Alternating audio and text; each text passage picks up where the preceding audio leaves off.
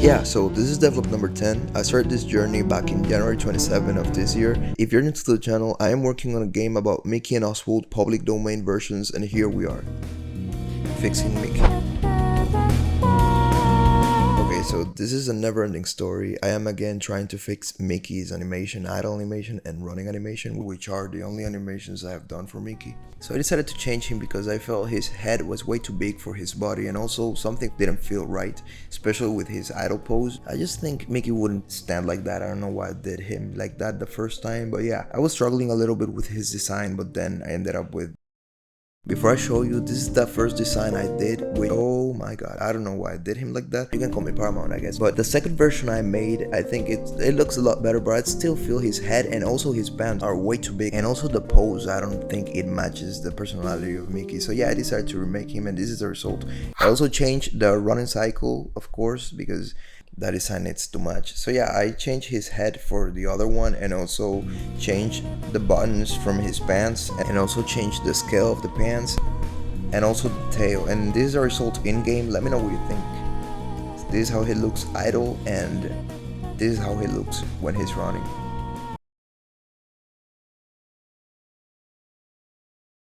Moving on, I also started working on the bricks, on the platforms.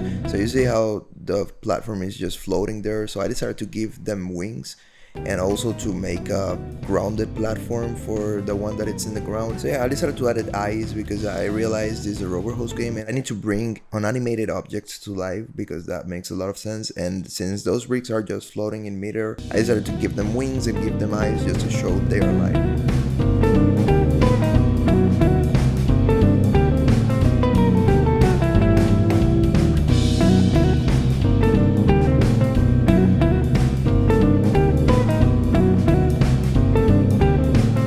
So this is how the animation looks.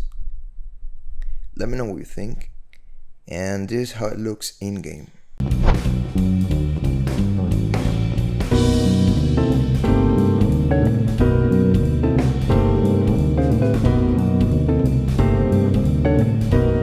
So as I mentioned earlier, I also wanted to animate the grounded platforms. So for this one, I only animated a face, moves around, and yeah, he's gonna be angry and also is gonna be looking around.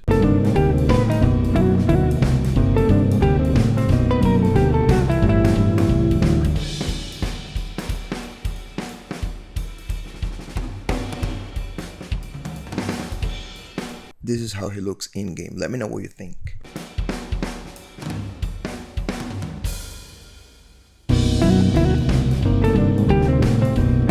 Hey, consider subscribing if you like this content and if you want to support this project. It helps a lot. So I finally start working on another level. This is the second level, the construction level, the one that is a level that levels the levels. This is just me apologizing for the amount of levels I said. But yeah, I start working on the construction scene, and this scene is based on the skyscrapers episode of Oswald, where Oswald actually meets Hortensia. So yeah.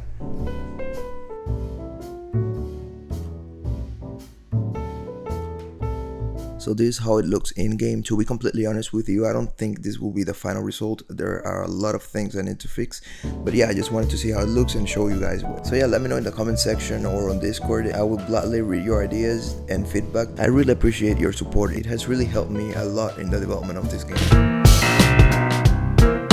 So a fellow user on Discord and on YouTube has been giving me a lot of ideas, and one of those ideas is to make a turret-like enemy that is actually a rivet gun.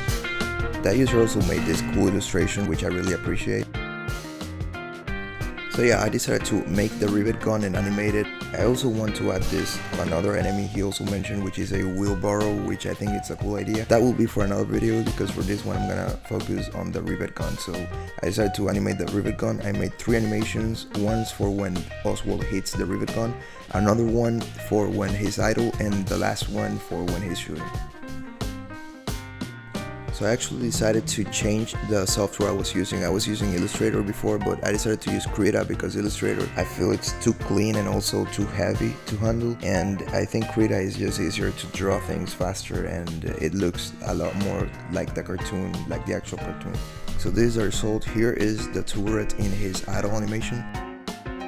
And once Oswald goes in front of him, it starts shooting, but it still does not shoot anything. And if Oswald jumps over it, it triggers the hit animation and it gets this. Thank you so much for watching, and I'll see you guys in my next or previous video.